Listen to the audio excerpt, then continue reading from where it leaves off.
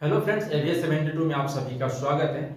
इस वीडियो में हम लोग त्रिभुज का क्षेत्रफल निकालना सीखेंगे, वह भी निर्देशांक ज्यामिति का उपयोग करके। तो इस वीडियो में हम लोग त्रिभुज का क्षेत्रफल निकालेंगे फॉर्मूला लगाकर और दूसरा ट्रिक से भी। तो आइए देखते हैं।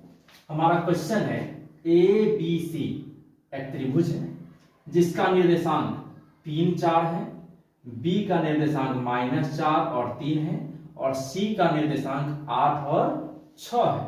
यहां पर हम इसे x1 y1 लिख दिए हैं, इसे x2 y2 लिख दिए हैं और इसे x3 और y3 लिख दिए हैं।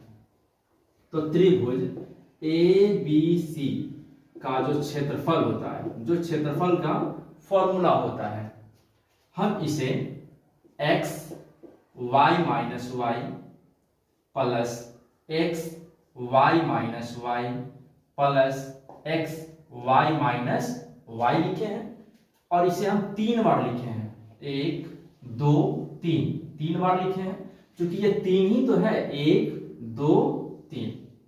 अब पहले 1, यहां 2 और यहां 3 लगा दिए। एक बार फिर से 1 2 3।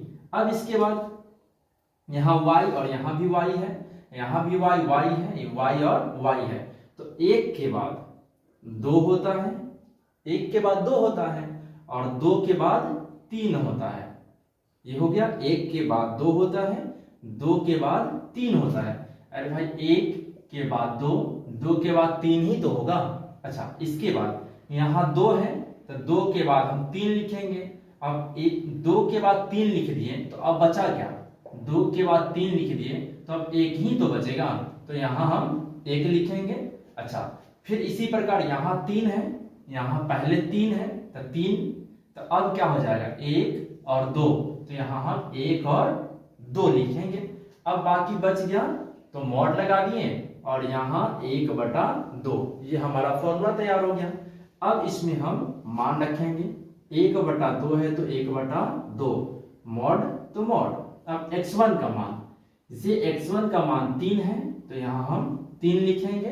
अब ये y2 का जो मान है वो भी 3 है तो यहां हम 3 लिखेंगे। यहां माइनस है तो माइनस। अब y3, तो y3 का मान 6 है तो 6 लिखेंगे।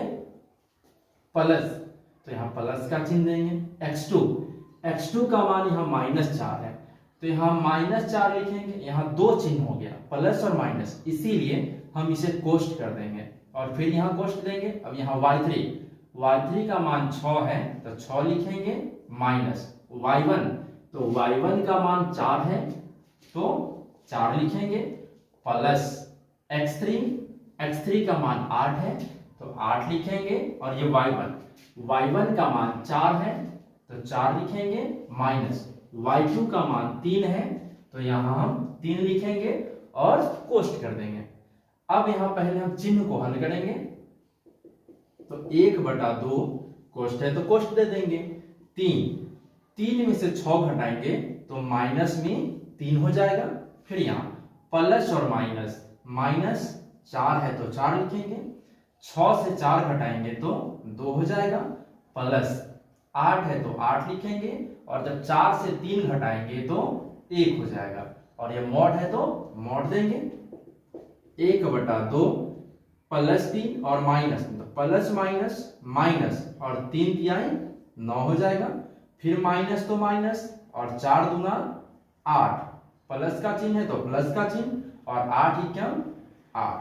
अब ये -8 और ये +8 ये तो कट गया, तो 1/2 मॉड -9 बचेगा तो 1/2 और मॉड से कोई भी संख्या बाहर आता है तो प्लस होता है। ऐसा इसलिए ये 9/2 हो गया हमारा आंसर। मॉड से कोई भी संख्या बाहर आएगा तो प्लस होगा। और वैसे भी ये क्षेत्रफल है, त्रिभुज का क्षेत्रफल, तो कभी भी निगेटिव हो नहीं सकता है, सदैव ये पॉजिटिव होगा, मतलब धनात्मक होगा। इसीलिए ये 9/2 हो गया। ये हम लोग फॉर्मूला के आधार पर त्रिभुज का क्षेत्रफल निकालना सीखे हैं। अब बिना फॉर्मूला के कैसे ज्ञात करेंगे त्रिभुज का क्षेत्रफल, हम वो देखते हैं। तो हमारा ए का जो निर्देशांक है वो 3 4 है, तो हम 3 4 लिख लिए। बी का -4 3 है, तो यहां हम -4 3 लिख लिए। और सी का 8 6 है, तो यहां हम 8 6 लिख लिए। अब क्या करेंगे, किसी एक को, 1 2 3 है ना, हम किसी एक को जीरो करेंगे। किसी एक को जीरो करेंगे तो 3 4 है, हम 3 में से -3 घटा लेंगे और 4 से -4 घटा लेंगे, तो ये हो जाएगा 0 0।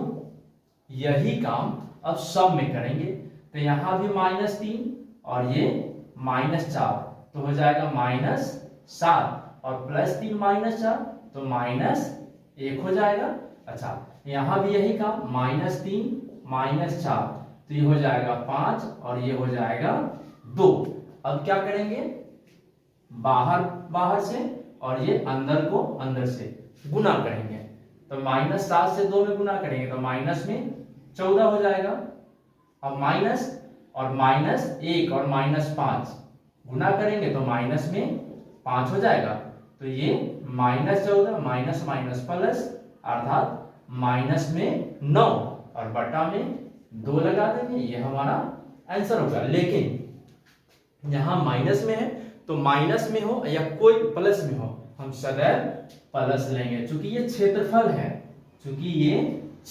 है, ये हमारा आंसर हो गया।